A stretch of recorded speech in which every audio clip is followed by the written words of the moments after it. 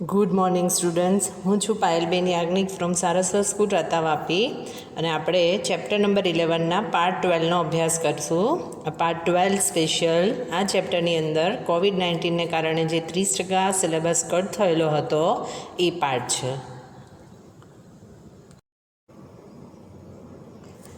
આપણા ચેપ્ટરનું નામ છે આલ્કોહોલ, ફિનોલ અને ઇથર.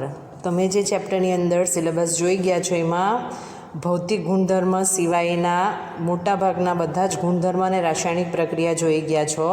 ચલો હવે એની અંદર જે રદ થયેલો પાર્ટ છે તે જુઓ. સૌથી પહેલાં જુઓ ટોપિક નંબર 11.4.3 કે જે છે આલ્કોહોલ અને ફિનોલના ભૌતિક ગુણધર્મ. આલ્કોહોલ અને ફિનોલને જો એકબીજાથી અલગ કરવું હોય તો તમને ખબર છે આલ્કોહોલ એટલે આલ્કેન હાઇડ્રોકાર્બનના એક હાઇડ્રોજનનું વિસ્થાપન હાઇડ્રોક્સી સમૂહ વડે થાય અને ફિનોલ એટલે એરોમેટિક સંયોજન જે છે બેન્ઝીન એના એક હાઇડ્રોજનનું વિસ્થાપન એક OHની મદદથી થાય. તો આલ્કોહોલ છે એમાં આલ્કાઇલ ગ્રુપ છે, ફિનોલ છે એમાં એરાઇલ ગ્રુપ છે. બંનેમાં કોમન જે છે એ છે હાઇડ્રોક્સી સમૂહ. તો તમને પહેલાં લખીને આપ્યું છે કે જે આલ્કોહોલ અને ફિનોલના ભૌતિક ગુણધર્મ છે એની અંદર મુખ્યત્વે હાઇડ્રોક્સી સમૂહને કારણે હોય છે.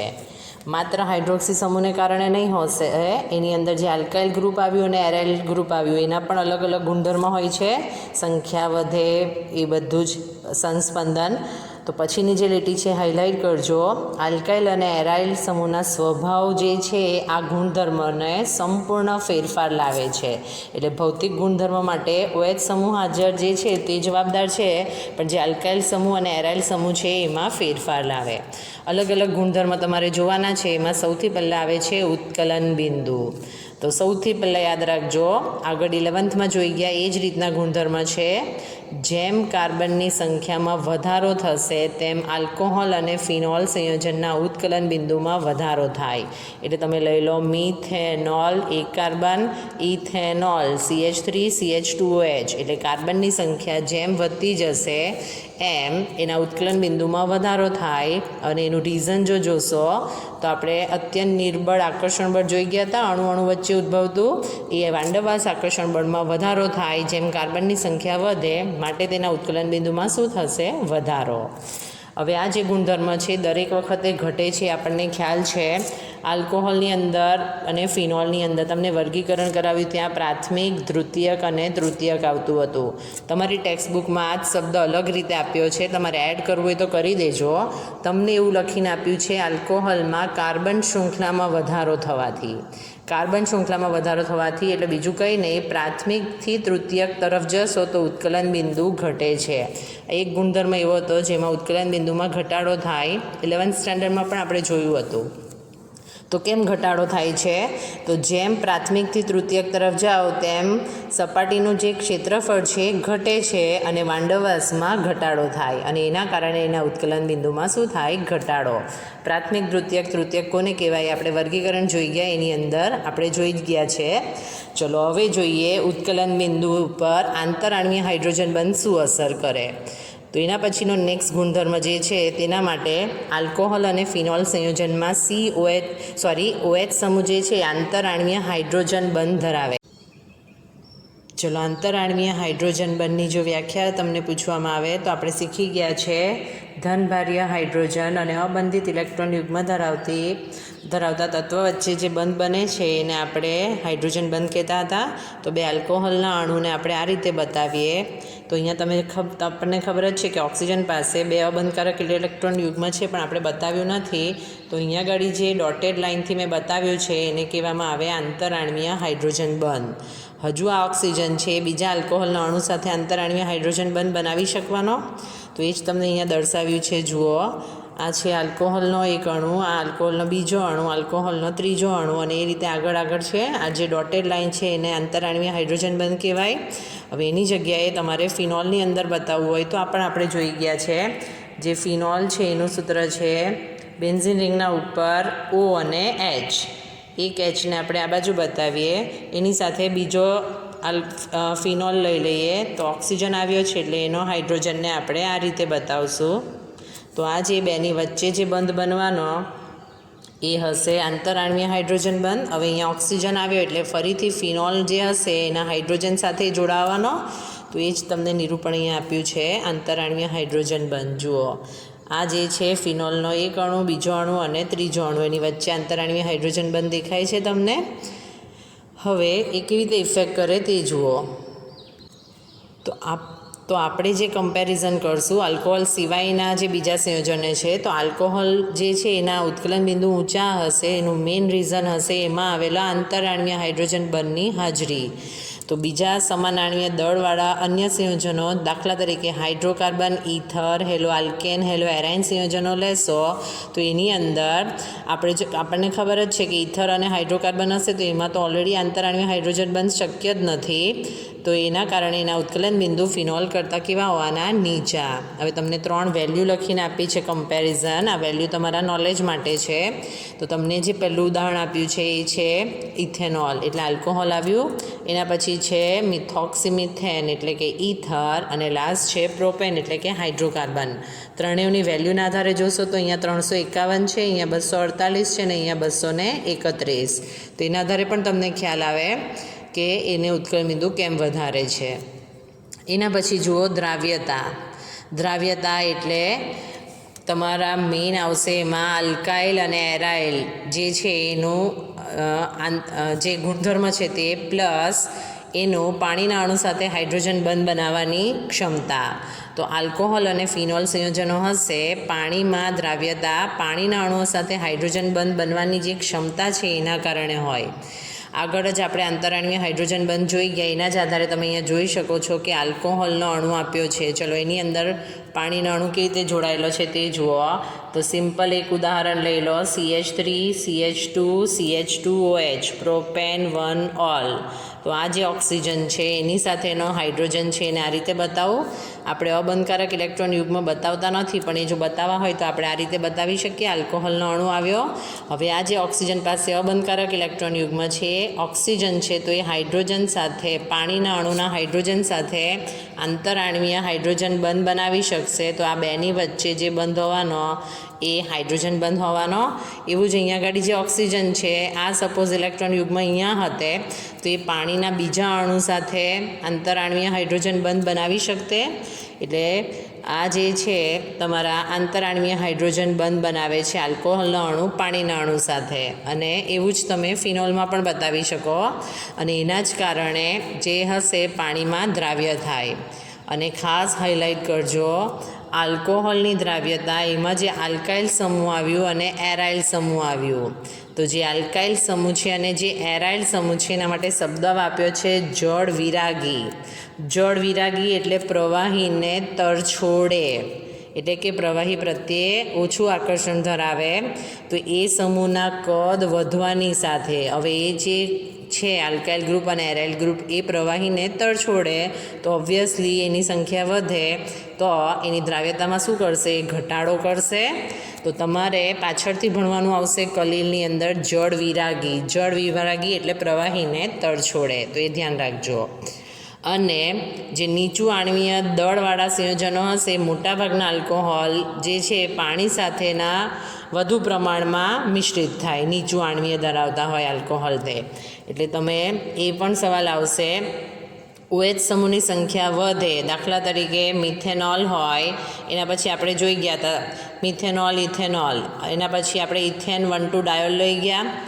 એના જ પછી આપણને ગ્લિસરોલ ખબર છે, 3 OH આવેલા હોય. તો ત્રણેયની અંદર જોશો તો આ 3ની અંદર 3 હાઇડ્રોજન બંધ બને, આમાં 1 બને અને આમાં 2 બને. તો એ OH સમૂહની સંખ્યા વધે તેમ પણ એની દ્રાવ્યતામાં શું થવાનો? વધારો. એ ગુણધર્મ તમને આપ્યો નથી પણ તમે યાદ રાખી શકો. તો આ હતા આલ્કોહોલ અને ફિનોલના ભૌતિક ગુણધર્મ. મેં તમને જે ભૌતિક ગુણધર્મ કરાવ્યા એને આધારિત જે કોયડો છે એ આપણે સોલ્વ કરીએ. કોયડા નંબર 11.3. તમારી જે સ્પર્ધાત્મક પરીક્ષા હોય છે એની અંદર MCQ તરીકે સૌથી વધારે વાર આ ટાઈપના ક્વેશ્ચન પૂછાય. આપણે જે જોઈ ગયા એમાં કાર્બનની સંખ્યા વધે, આંતરાણ્વીય હાઇડ્રોજન બંધ ધરાવે, તે સિવાય પ્રાથમિક, દ્વિતીયક અને તૃતીયક તરફ જાય તો એના ઉત્કલન બિંદુમાં શું અસર થાય એ આપણે જોઈ ગયા. તો આ જે કોયડો છે એના આધારિત છે. તમને કોયડા નંબર 11.3માં પૂછ્યું છે નીચે દર્શાવેલા સંયોજનોના ગણને તેમના ઉત્કલન બિંદુના ચડતા ક્રમમાં. ચ ના એવો શબ્દ યાદ રાખતા હતા, એટલે જેની કિંમત નાની છે તે પહેલાં લખશું આપણે. ચલો પહેલું ઉદાહરણ જુઓ, પેન્ટેન 1 ઓલ. પેન્ટેન 1 ઓલ એટલે પેન્ટેનોલ. પેન્ટેન 1 ઓલ 5 કાર્બન આવ્યા. Butane 1 all 4 carbon. Butane 2 all. Butane 2 all આવ્યા એટલે 4 કાર્બન પ્લસ એ દ્વિતીયક આલ્કોહોલ કહેવાય, કારણ કે બીજા નંબરના કાર્બન ઉપર OH આવેલો છે. અને પછી આપ્યું છે ઇથેનોલ. ઇથેનોલ એટલે 2 કાર્બન અને OH. પ્રોપેન 1 ઓલ 3 કાર્બન અને OH. અને મિથેનોલ એટલે કે 1 CH3OH. તમારે ડિસાઈડ કરવાનું કે આમાં કયો ભૌતિક ગુણધર્મ એપ્લાય કરવાનો. કાર્બનની સંખ્યા વધે તે, આંતરાણવીય હાઇડ્રોજન બંધવાળો પૂછ્યો છે તે, કે પ્રાથમિકથી તૃતીયક તરફ જાઓ તે ગુણધર્મ, કે 3માંથી 2નું કોમ્બિનેશન.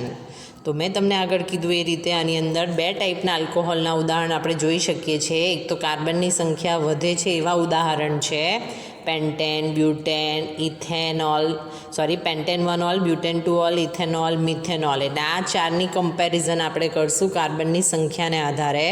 એમાં મેં તમને શીખવાડ્યું કાર્બનની સંખ્યા વધે તેમ ઉત્કલન બિંદુ વધે. તે સિવાય જે 2 નામ આવ્યા એ છે બ્યુટેન 2 ઓલ. બ્યુટેન 2 ઓલ એટલે દ્વિતીયક આલ્કોહોલ, અને બીજું બ્યુટેન 2 ઓલ આવ્યું દ્વિતીયક. તો આ 3નું કોમ્બિનેશન જોશો તો કાર્બનની સંખ્યા વધે તેમ ઉત્કલન બિંદુ વધે, અને આપણે લખવાનો છે ચડતો ક્રમ. તો બધાની અંદર ખ્યાલ આવી જાય એવું જ છે. પહેલાં મિથેનોલ આવવાનું, જેનું ઉત્કલન બિંદુ નીચું આવવાનું 1 કાર્બન. પછી ઇથેનોલ 2 કાર્બન. પછી પ્રોપેન 1 ઓલ 3 કાર્બન. ચલો હવે આ બંનેની અંદર 4 કાર્બન છે, પણ બ્યુટેન 2 ઓલ એટલે દ્વિતીયક છે, દ્વિતીયક તરફ જતાં ઘટે એટલે ઓછું તમારું બ્યુટેન 2 ઓલ આવવાનું. બ્યુટેન 1 ઓલ અને પેન્ટેન 1 ઓલમાં બ્યુટેનમાં કાર્બનની સંખ્યા ઓછી, પેન્ટેન 1 ઓલ વધારે, એટલે પહેલાં બ્યુટેન 1 ઓલ આવવાનો. તો આ રીતે તમે એને સોલ્વ કરી શકો. મારા ખ્યાલથી આમાં કંઈ ડાઉટ રહી જાય એવું નથી. વધારે ઉદાહરણ છે તો મેં તમને જે યાદ રાખવા કીધું હતું એ ફરીથી વિચારજો અને એ રીતે જવાબ આપજો. ચલો એના પછીનો નેક્સ્ટ એની જ અંદરનો સેમ ક્વેશ્ચન છે. એમાં ઉદાહરણ બદલી કાઢ્યા છે. પેન્ટેન 1 ઓલ, એન બ્યુટેન, પેન્ટેનાલ અને ઇથોક્સીઇથેન. આ જે 2 પાછળ આપ્યા છે એમાં ઇથોક્સીઇથેનના ભૌતિક ગુણધર્મ આપણે પછી જોઈએ છે. અને બીજા જે ઉદાહરણ આપ્યા છે એમાં તમે જોઈ શકો છો પેન્ટેનાલ એટલે આલ્ડીહાઇડ આવ્યો. આ ક્વેશ્ચનને ટીક કરજો. આની અંદર અમુક જે સ્ટેટમેન્ટના આધારે કમ્પેરિઝન કરવાની છે એ તમારી આના પછીના ચેપ્ટર જે આલ્ડીહાઇડ, કીટોન અને કાર્બોક્સિલિક એસિડ છે ત્યાં આવશે. સૌથી પહેલાં જુઓ, પેન્ટેન 1 ઓલ એટલે આલ્કોહોલ છે, એન બ્યુટેન એટલે આલ્કેન આવ્યું, પેન્ટેનાલ એટલે આલ્ડીહાઇડ આવ્યું, અને ઇથોક્સીઇથેન એટલે ઇથર આવ્યું. તો સૌથી પહેલાં એન બ્યુટેન છે તો આ હાઇડ્રોકાર્બન આવ્યો, એમાં કોઈ આંતરાણવીય હાઇડ્રોજન બંધ નથી હોતા, એટલે સૌથી નીચું ઉત્કલન બિંદુ તો એનું હોવાનું, એ તો ક્લિયર થઈ ગયું. ચલો હવે કમ્પેરિઝન આવી છે આલ્કોહોલ, આલ્ડીહાઇડ અને કીટોન. આલ્કોહોલ, આલ્ડીહાઇડ અને કીટોનના માટે સૌથી પહેલાં તમારે તમારી ટેક્સ્ટબુકના પેજ નંબર 365માં જે 12.3 ટૉપિક છે ત્યાં એનો મિનિંગ આપ્યો છે. મેં તમને અહીંયા લખીને આપી દીધું છે, એ પણ તમે જોઈ શકો. તો ત્યાં તમને એવું કહેવામાં આવ્યું છે કે જે આલ્ડીહાઇડ હોય છે, બરાબર સ્ટેટમેન્ટ જોજો, જે આલ્ડીહાઇડ છે એના ઉત્કલન બિંદુ હાઇડ્રોકાર્બન સંયોજનો અને ઇથર કરતાં ઊંચા હોય છે. આલ્ડીહાઇડના ઉત્કલન બિંદુ હાઇડ્રોકાર્બન અને ઇથર કરતાં ઊંચા. એટલે અહીંયા આલ્ડીહાઇડનું ઊંચું છે, આ હાઇડ્રોકાર્બન છે અને આ ઇથર છે. હવે મેં તમને આગળ કીધું તેમ જે આલ્કેન છે એમાં તો આંતરાણવીય હાઇડ્રોજન બંધ નથી, આલ્કોહોલ છે એમાં આંતરાણવીય હાઇડ્રોજન બંધ હોય, એટલે 3 કમ્પેરિઝનમાં જે છે એ પેન્ટેન 1 ઓલ એનું સૌથી ઊંચું આવવાનું, ઇથોક્સીઇથેન પહેલાં આવશે અને ત્યારબાદ પેન્ટેનાલ આવવાનું. અને જો રીઝન પૂછવામાં આવે કે એવું શું રીઝન છે જેના કારણે આલ્ડીહાઇડ જે છે એ હાઇડ્રોકાર્બન અને ઇથર કરતાં ઊંચા હોય, તો આલ્ડીહાઇડ એટલે આપણને ખબર છે CHO. હવે એની અંદર આ જે ઓક્સિજન છે એની પોતાના પાસે અબંધકારક ઇલેક્ટ્રોન યુગ્મ છે, અને આ સહિયારું ઇલેક્ટ્રોન જે છે એ ઓક્સિજન તરફ વધારે આકર્ષાયેલું રહે, એટલે કાર્બન ઉપર પ્લસ વીજભાર, ઓક્સિજન પર માઇનસ વીજભાર હોય. તો આ જે છે કાર્બોનિલ કાર્બન એ દ્વિધ્રુવીય આકર્ષણ બળ ધરાવે, અને એના કારણે નિર્બળ આણ્વીય જોડાણ ઉત્પન્ન થાય. તો આ લીટી તમારે શોધીને અહીંયા એડ કરી દેવાની છે. તમારા કોયડાની અંદર સીધું લખીને આપી દીધું છે, તમને કન્ફ્યુઝન થાય તો એના આધારે એનો જે ક્રમ હશે એ આ ટાઈપનો આવશે. એ આપણે ઓલરેડી પાછળ ચેપ્ટર જોઈશું ત્યારે વધારે આ જ ટૉપિક છે તો તમને વધારે ખ્યાલ આવશે. ચલો નેક્સ્ટ ટૉપિક જુઓ. ટૉપિક નંબર 11.5 અને એ છે ઔદ્યોગિક રીતે અગત્યના કેટલાક આલ્કોહોલ સંયોજનો. અહીંયા તમારે 2 આલ્કોહોલ સંયોજનોની ટૂંક નોંધ ભણવાની છે, મિથેનોલ અને ઇથેનોલ. મિથેનોલ, ચલો બધાને ખબર છે મિથેનોલ એટલે CH3OH કહેવાય, લિક્વિડ ફોર્મમાં હોય છે. આ જ મિથેનોલને કાસ્ટ સ્પિરિટ, હાઇલાઇટ કરજો, કાસ્ટ સ્પિરિટનું ઇંગ્લિશ નામ છે વુડ સ્પિરિટ તરીકે પણ ઓળખવામાં આવે. તો તમને આ નામ આપીને બી પૂછી શકાય. અને આ કાસ્ટ સ્પિરિટ નામ કેમ પડ્યું હતું? તો જે મિથેનોલ છે એ લાકડું જે હોય છે એ લાકડાના વિભંજક નિસ્યંદન દ્વારા મેળવવામાં આવ્યું હતું, એના કારણે એને કાસ્ટ સ્પિરિટ કહેવાય.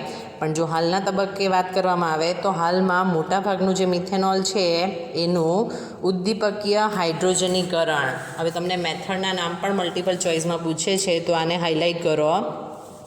કોનું ઉદ્દીપકીય હાઇડ્રોજનીકરણ કરવાનું છે તમારે? તો CO નું. અને એના માટે ઊંચા તાપમાને અને ઊંચા દબાણે ઝિંક ઓક્સાઇડ અને Cr2O3 ઉદ્દીપકનો ઉપયોગ કરવાનો છે. આવા સવાલ ઘણીવાર પૂછે છે, એરો પર ક્વેશ્ચન માર્ક કરીને આપી દે. તો જ્યારે કાર્બન મોનોક્સાઇડનું ઉદ્દીપકીય હાઇડ્રોજનીકરણ એટલે હાઇડ્રોજન સાથેની પ્રક્રિયા છે 200થી 300 વાતાવરણ દબાણે અને 573થી 673 કેલ્વિન તાપમાને ઝિંક ઓક્સાઇડ અને Cr2O3 ઉદ્દીપકની હાજરીમાં કરશો તો એની અંદરથી મિથેનોલ બને. તો આ તો એકદમ ઇઝી પ્રોસિજર છે. આ ટાઈપના સમીકરણ તમે હાઇડ્રોજનવાળા ચેપ્ટરમાં જોઈ ગયા છો. હવે જોઈએ એના ગુણધર્મ, એની અસર અને એના ઉપયોગ. મિથેનોલ જે છે રંગવિહીન પ્રવાહી છે, 337 કેલ્વિન તાપમાને ઉકળે. હવે આ ટૂંક નોંધમાં આપ્યું છે એટલે આંકડાકીય માહિતી તમારે યાદ રાખવી પડે. એના સ્વભાવે ઝેરી છે, ઓછી માત્રાનું જો સેવન હોય તો એનો અંધાપો આવી શકે અને જો વધુ માત્રામાં લેવામાં આવે તો એનાથી માણસનું મૃત્યુ પણ થઈ શકે. તો આ એના ગુણધર્મ છે. અને એનો જો ઉપયોગ જોવામાં આવે તો પેઇન્ટ એટલે કે રંગ, વાર્નિશમાં દ્રાવક તરીકે એનો ઉપયોગ થાય. અને સૌથી અગત્યની આ ટૂંકનોની અંદર જો કોઈ ડેટા હોય તો એ છે ફોર્માલ્ડિહાઇડ. ફોર્માલ્ડિહાઇડ એટલે HCHOની જો બનાવટ હોય તો એની અંદર મિથેનોલનો ઉપયોગ થાય. આલ્કોહોલમાંથી આલ્ડિહાઇડની બનાવટ જોશો નેક્સ્ટ ચેપ્ટરમાં ત્યારે તમને વધારે ખ્યાલ આવશે, તો એને હાઇલાઇટ કરી રાખજો. ચલો એના પછી જુઓ, અને એ છે ઇથેનોલ. ઇથેનોલ એટલે CH3CH2OH. આનો જ જે છે પીવા માટે ઉપયોગ કરે છે. અને તમે મૂવીમાં અને ઘણી ચેનલ પર જોયું હશે, દ્રાક્ષની અંદરથી મોટાભાગે એ બનાવવામાં આવે છે. તો સૌથી પહેલાં ઇથેનોલ જે છે ઔદ્યોગિક રીતે આથવણ પદ્ધતિ દ્વારા મેળવવામાં આવે. આ યાદ રાખજો, પદ્ધતિના નામ ખાસ ધ્યાન રાખજો. આના જ પહેલાં શબ્દ હતો ઉદ્દીપકીય હાઇડ્રોજનીકરણ. અહીંયા આથવણ શબ્દ યાદ રાખજો. મોલાસીસ, શેરડી અથવા દ્રાક્ષ જેવા ફળ જે છે એના શર્કરાનું ઇન્વર્ટેઝ ઉત્સેચકની હાજરીમાં ગ્લુકોઝ અને ફ્રુક્ટોઝમાં રૂપાંતર થાય. ચલો અહીંયા આગળ તમને ગ્રીન કલરથી મોસ્ટ ઇમ્પોર્ટન્ટ MCQ એવું લખીને આપ્યું છે. આ ટૂંકનોની અંદર ગુજસેટની અંદર પ્લસ સ્પર્ધાત્મક પરીક્ષામાં જો મેક્સિમમ ટાઈમ પૂછાયેલો ક્વેશ્ચન હોય તો કયો ઉત્સેચક કયું કાર્ય કરે? તો ઉત્સેચકની અદલાબદલી નહીં થવી જોઈએ. સૌથી પહેલાં આપણે જોઈ ગયા છે કે આથવણ પદ્ધતિ શેરડી, મોલાસીસ અથવા દ્રાક્ષ, તો એની અંદર C12H22O11 જે છે શર્કરા, એનું જ્યારે ઇન્વર્ટેઝ ઉત્સેચકની હાજરીમાં જળ વિભાજન થાય તો એની અંદરથી ગ્લુકોઝ અને ફ્રુક્ટોઝ મળે, જેનું ત્યારબાદ ઝાયમેજ ઉત્સેચક હશે એ યીસ્ટમાંથી મળતો ઉત્સેચક છે. એના દ્વારા ગ્લુકોઝ જે હશે એનું ત્યારબાદ ગ્લુકોઝ અથવા ફ્રુક્ટોઝ છે એનું આથવણ થાય અને તમને આલ્કોહોલ અને કાર્બન ડાયોક્સાઇડનો અણુ મળે. તમે એને આ રીતે પણ યાદ રાખી શકો, આઈ પહેલાં આવે, ઝાયમેઝનો ઝેડ પહેલાં આવે. એટલે જ્યારે ગ્લુકોઝ અને ફ્રુક્ટોઝમાં રૂપાંતર કરવું હોય તો ઇન્વર્ટેઝ ઝાયમેઝ આવશે આલ્કોહોલની બનાવટની અંદર. હવે દારૂ બનાવવા માટે જે દારૂ બનાવવા માટે દ્રાક્ષ શર્કરા અને યીસ્ટના સ્ત્રોત તરીકે કાર્ય કરે. તો કેવી રીતે? તો જ્યારે દ્રાક્ષ પાકી જાય છે ત્યારે શર્કરાનો જથ્થો એમાં વધી જાય અને તેની બહારની જે સપાટી પર હશે એ યીસ્ટ ઉત્પન્ન થાય. આ એટલું અગત્યનું સ્ટેટમેન્ટ છે, ફરીથી જુઓ. દારૂ બનાવવા માટે મેં તમને આગળ કીધું તેમ મોલાસીસ, શેરડી, દ્રાક્ષ જેવા ફળોની શર્કરાનો ઉપયોગ થાય. તો જ્યારે દારૂ બનાવવા માટે જ્યારે દ્રાક્ષનો ઉપયોગ થાય તો તે શર્કરા અને યીસ્ટના સ્ત્રોત તરીકે કાર્ય કરે. તો જ્યારે દ્રાક્ષ પાકી જાય ત્યારે એની અંદર મેક્સિમમ શર્કરાનો જથ્થો વધી જાય અને એની બહારની જે સપાટી હોય તો યીસ્ટ ઉત્પન્ન કરે. એટલે કે તમે જોયું હશે, પગથી અથવા મશીનથી દ્રાક્ષને શું કરવામાં આવે છે? કચરવામાં આવે. કચરવામાં આવે એટલે બીજું કંઈ નહીં, ક્રશ કરવામાં આવે. ઇંગ્લિશ શબ્દ જોશો તો વધારે ખ્યાલ આવે. જ્યારે દ્રાક્ષને ક્રશ કરવામાં આવે ત્યારે શર્કરા અને ઉત્સેચક શું થવાના? એકબીજાના સંપર્કમાં આવવાના અને ત્યારે આથવણ જે હશે એ અજારક પરિસ્થિતિ. ટૂંક નોંધ તરીકે ના પૂછાય તો આવા નાના નાના શબ્દ તમારે ધ્યાન રાખવાના. ઓલરેડી મેં તમને કીધું છે આથમણ જરૂરી છે. અને અજારક પરિસ્થિતિ એટલે બીજું કંઈ નહીં, હવાની ગેરહાજરીમાં થતી પ્રક્રિયા. તો આથવણ પ્રક્રિયા હવાની ગેરહાજરીમાં થાય અને આથવણ દરમિયાન CO2 મુક્ત થાય છે. હવે પછીનું સ્ટેટમેન્ટ બહુ કામનું છે. તો જે ઉત્પન્ન થયેલો આલ્કોહોલ છે, અહીંયા આગળ તમે જોઈ શકો કાર્બન ડાયોક્સાઇડ અને આલ્કોહોલ બંને ઉત્પન્ન થાય. તો ઉત્પન્ન થયેલા આલ્કોહોલની માત્રા 14% જો વધી જાય તો આ જે ઝાયમેસ છે એની પ્રક્રિયાને નિરોધાય. અને જો આથવણ મિશ્રણમાં હવા ભળે તો હવાનો ઓક્સિજન ઇથેનોલનું ઇથેનોઇક એસિડમાં ઓક્સિડેશન કરે. ખાસ ધ્યાન રાખજો કે અહીંયા ગાડી જે આલ્કોહોલની માત્રા જે છે તે 14%થી વધી જાય તો આ જે પ્રક્રિયા છે ઝાયમેસ દ્વારા થતી પ્રક્રિયા એ નિરોધાય એટલે કે અટકી જાય. અને જો એ આથવણ પ્રક્રિયામાં આપણે કીધું કે અજારક પરિસ્થિતિ એટલે હવાની ગેરહાજરી, પણ જો હવા ભળે તો હવાનો ઓક્સિજન જે છે એ શું કરશે? આ જે આલ્કોહોલ બને એનું ઇથેનોલિક એસિડમાં ઓક્સિડેશન કરે અને આલ્કોહોલીય પાણીનો જે પીણાનો જે સ્વાદ છે એને નષ્ટ કરે. તો આ એની બનાવટ છે. હવે એના ગુણધર્મ જોઈએ તો ઇથેનોલ જે છે રંગહીન પ્રવાહી છે, 351 કેલ્વિન તાપમાન એનો ઉત્કલન બિંદુ છે. દ્રાવક, કાર્બનિક દ્રાવક તરીકે રંગ ઉદ્યોગમાં એનો ઉપયોગ થાય અને કાર્બનના અનેક સંયોજનો બનાવવા છે તો એના માટે એ જે છે ઇથેનોલનો ઉપયોગ થાય. તો આ ટૂંકનોની અંદર જે પણ મેં હાઇલાઇટ કરીને આપ્યું છે, MCQ લખીને આપ્યું છે, મેક્સિમમ ટાઈમ પૂછાયેલા ક્વેશ્ચન છે, તો તમારી ટેક્સ્ટબુકમાં પણ એને હાઇલાઇટ કરી દેજો. આ જ ટૂંકનોંધમાં એક નાનો ટૉપિક અહીંયા લખીને આપ્યો છે અને એનું નામ છે આલ્કોહોલનું વિકૃતિકરણ. ચલો, વિકૃતિકરણ એટલે કંઈક જે છે એમાં ફેરફાર કરો. આપણને બધાને ખબર છે આલ્કોહોલનું સેવન આપણા હેલ્થ માટે નુકસાનકારક છે.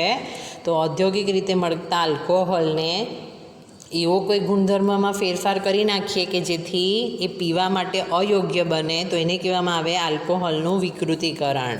તો શું કરવામાં આવે? તો ઔદ્યોગિક રીતે જે આલ્કોહોલ મળે એમાં થોડો કોપર સલ્ફેટ ઉમેરી દેવામાં આવે. કોપર સલ્ફેટ CuSO4 એ પોતે રંગ આપે એટલે કે રંગ બનાવવા માટે. અને દુર્ગંધયુક્ત પ્રવાહી છે પિરિડીન. હવે એ જો ભેળવી દેવામાં આવે તો એ પીવા માટે અયોગ્ય બની જાય અને એના કારણે લોકોને આલ્કોહોલના સેવનથી બચાવી શકાય. તો આ જે પ્રોસેસ છે એને જ કહેવામાં આવે આલ્કોહોલનું વિકૃતિકરણ. અને હાલની અંદર જો જોવામાં આવે તો ઇથેનોલનો વધુ જથ્થો ઇથિનના જલીયકરણ દ્વારા બને. તો આપણે આલ્કોહોલની પહેલી બનાવટ જોઈ ગયા આલ્કિનમાંથી, ત્યાં ગાડી તમારું આ ટૂંક નોંધ આવી ગઈ હતી. એના ઉપરથી પણ તમને ખ્યાલ આવી જાય. તો આ હતા આલ્કોહોલ. એના પછી જે 30%માં કટ થયેલું હતું એ છે ટોપિક નંબર 11.6.2 કે જે છે ઇથર સંયોજનના ભૌતિક ગુણધર્મ. ઇથર, એલિફેટિક, એરોમેટિક, સાદા ઇથર, મિશ્ર ઇથર. ઇથર એટલે 2 ઓક્સિજન છે, એની સાથે બંને આલ્કાઇલ ગ્રુપ સરખા પણ હોઈ શકે, અલગ અલગ પણ હોઈ શકે, અને એરાઇલ ગ્રુપ પણ હોઈ શકે, અને બંને એરાઇલ, પછી એક આલ્કાઇલ એક એરાઇલ એવી પણ કોમ્બિનેશન હોય. તો એ આપણે ટૂંકનોંધમાં જોઈ ગયા છે. ભૌતિક ગુણધર્મ આગળ જોઈ ગયા એ જ રીતના આની અંદર આવશે કાર્બનની સંખ્યા, દ્રાવ્યતા, ઉત્કલન બિંદુ. તો એ એના ભૌતિક ગુણધર્મ હશે. કમ્પેરિઝન શું છે તે જુઓ. તો ઇથરની અંદર જે એલિફેટિક લેશો કે એરોમેટિક લેશો તો CO બંધ આવવાનો. તો CO બંધ હોવાનો એ ધ્રુવીય હોવાનો અને તેથી ઇથર સંયોજનો ચોખ્ખી દ્વિધ્રુવીય ચાક માત્રા ધરાવશે. કારણ કે કાર્બન અને ઓક્સિજનમાં ઓક્સિજનના ઉપર વધારે આકર્ષાયેલો રહે એટલે અહીંયા માઇનસ વીજભાર, અહીંયા પ્લસ વીજભાર આવે. અને એના કારણે આપણે એવું કહી શકીએ કે ચોખ્ખી દ્વિધ્રુવીય ચાક માત્રા ધરાવે. અને ઇથર સંયોજનોની જે અલ્પ ધ્રુવીયતા હોય છે એના ઉત્કલન બિંદુને વધારે અસર નથી કરતી. જો કે ઇથર સંયોજનોના ઉત્કલન બિંદુ છે એ સમાન આણ્વીય દળ ધરાવતા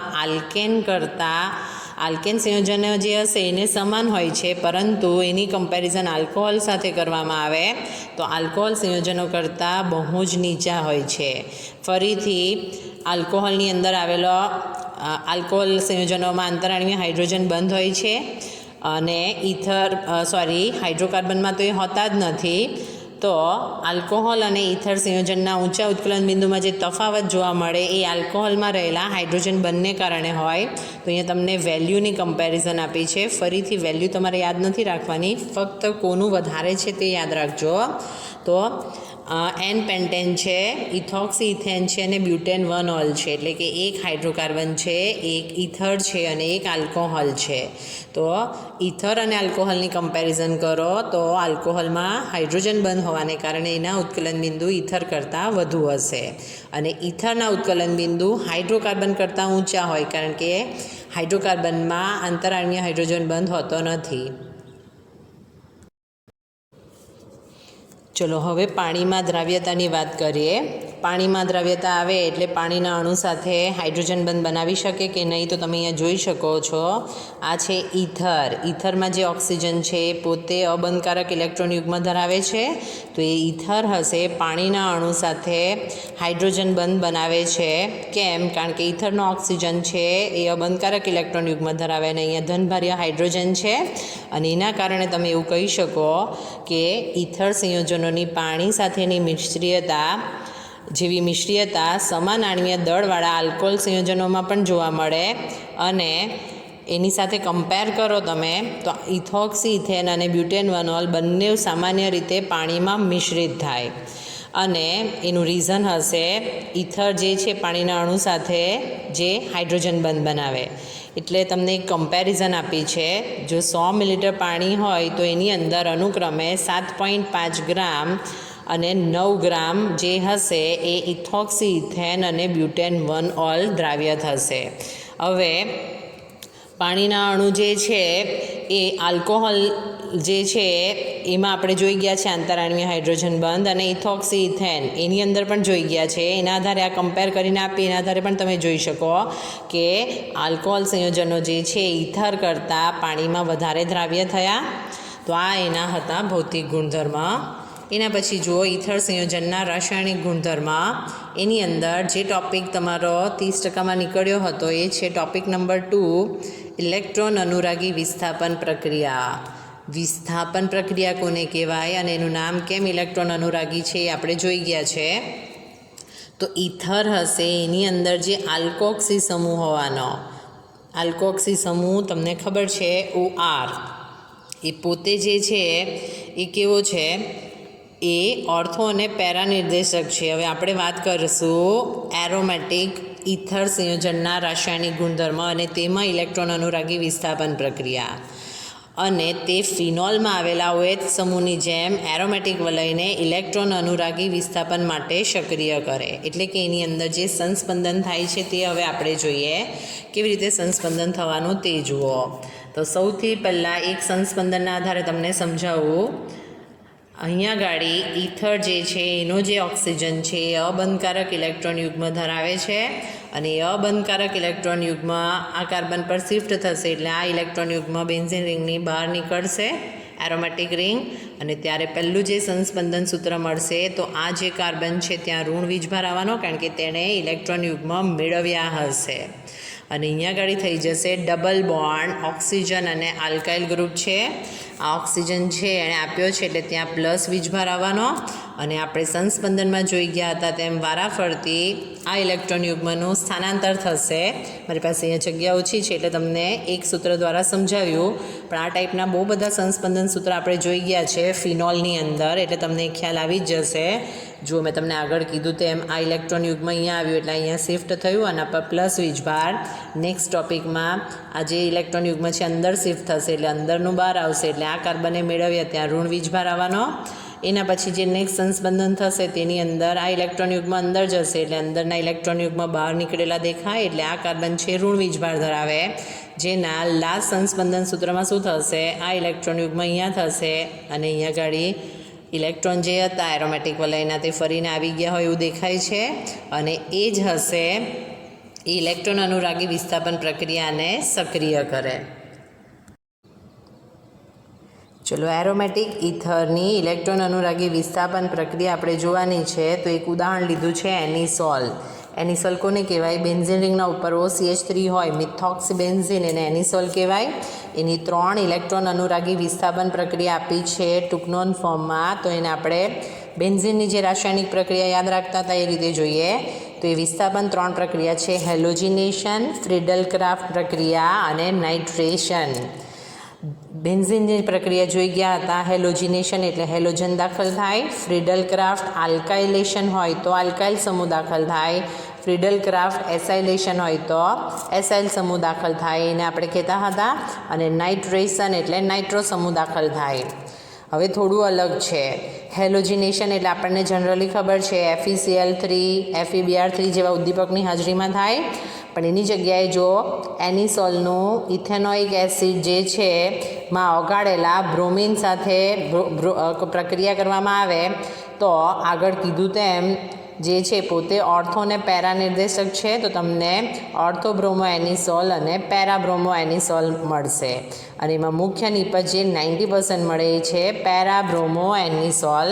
તો મારા ખ્યાલથી આમાં તમને કંઈ કન્ફ્યુઝન હોય એવું નથી લાગતું. હવે નીચે એક સ્ટેટમેન્ટ લખીને આપ્યું છે, તમે જુઓ. હેલોજિનેશન તમારી ટેક્સ્ટબુકમાં પણ એ આપ્યું જ છે. એનિસોલ FeCl3 ઉદ્દીપકની ગેરહાજરીમાં પણ ઇથેનોઇક એસિડમાં ઓગળેલા બ્રોમિન સાથે પ્રક્રિયા કરે અને બ્રોમિનેશન પ્રક્રિયા કરે. તો તમને એનું રીઝન જો પૂછવામાં આવે તો એનિસોલમાં આવેલો મિથોક્સી સમૂહ છે અને એના કારણે બેન્ઝીન વલય જે હશે એનું ચક્રીયકરણ થઈ જાય. તો એ તમે ઇથેનોઇક એસિડ અને બ્રોમિન એની મદદથી પણ બ્રોમિનેશન કરી શકો. એના પછી બીજી પ્રક્રિયા છે એનું ફ્રીડલ ક્રાફ્ટ પ્રક્રિયા. ફ્રીડલ ક્રાફ્ટ એટલે નિર્જળ AlCl3ની હાજરીમાં પ્રક્રિયા થાય. આપણે એના આધારે એને યાદ રાખતા હતા. હવે ફ્રીડલ ક્રાફ્ટ આલ્કિલેશન એટલે આલ્કાઇલ ગ્રુપ દાખલ થાય. ફ્રીડલ ક્રાફ્ટ એસાઇલેશન એટલે એસાઇલ ગ્રુપ દાખલ થાય.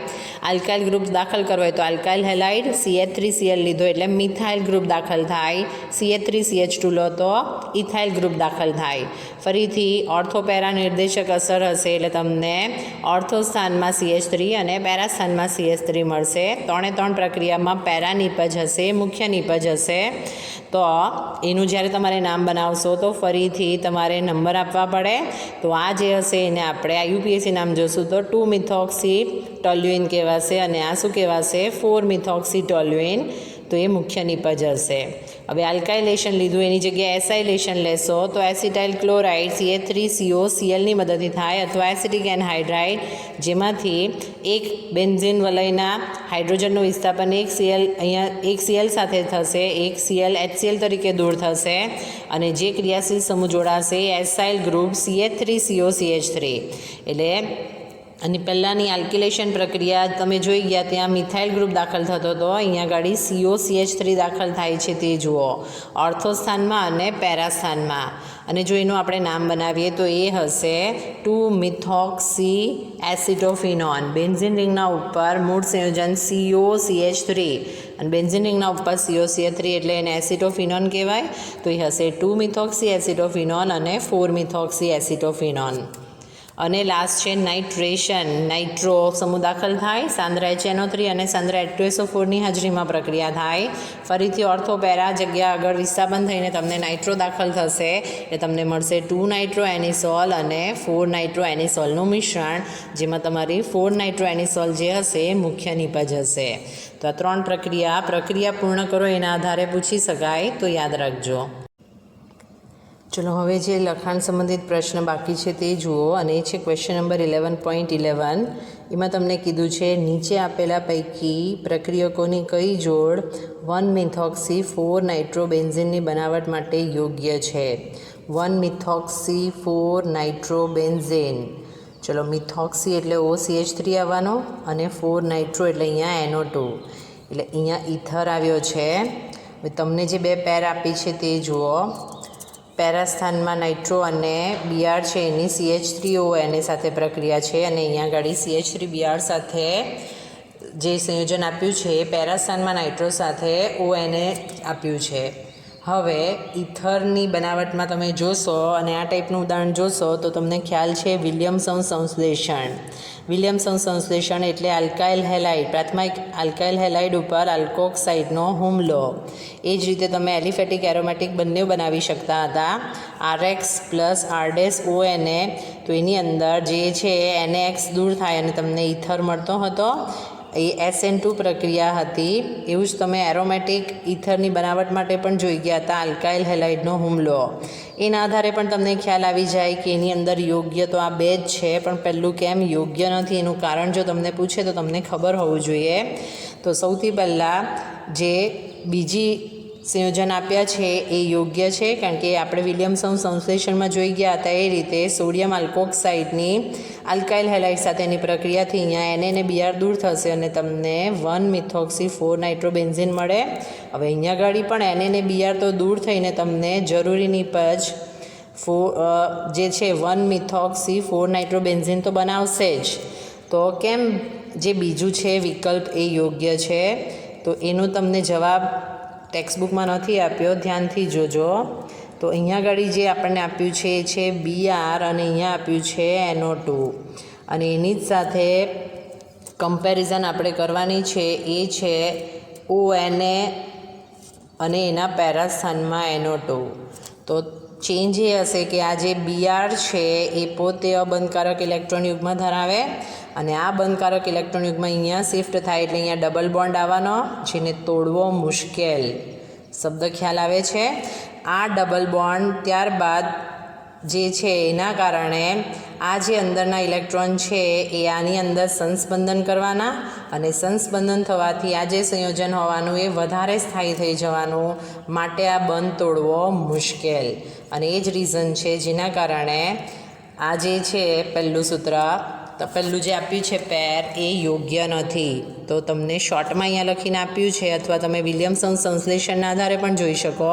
તો BR પર રહેલા અબંધકારક ઇલેક્ટ્રોન સ્થાનાંતર પામીને સંસ્પંદન દ્વારા વધુ સ્થાયી સંયોજન બનાવે, જેના બંધ તોડવા મુશ્કેલ છે, માટે આનો જવાબ છે 2. ચલો હવે જે હોમવર્ક છે તે જુઓ. તો 30%માં જે સ્વાધ્યાયના ક્વેશ્ચન બાકી રહી ગયા છે બધા તમારા જે હશે એ તમારા આજે જે ટૉપિક જોઈ ગયા એને રિલેટેડ જ છે.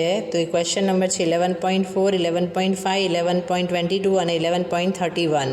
ઉત્કલન બિંદુને કમ્પેરિઝન જે છે. ત્યારબાદ લાસ્ટ જે ક્વેશ્ચન છે આપણે એનિસોલની જે પ્રક્રિયા જોઈ ગયા એને આધારિત ક્વેશ્ચન છે. તો તમને સીધું થિયરીમાંથી અથવા PDFમાંથી મળી જાય એવો છે, તો એ તમારે જાતે સોલ્વ કરવાનો છે. તો આ સાથે આપણું આખું ચેપ્ટર અહીંયા પૂર્ણ થયું.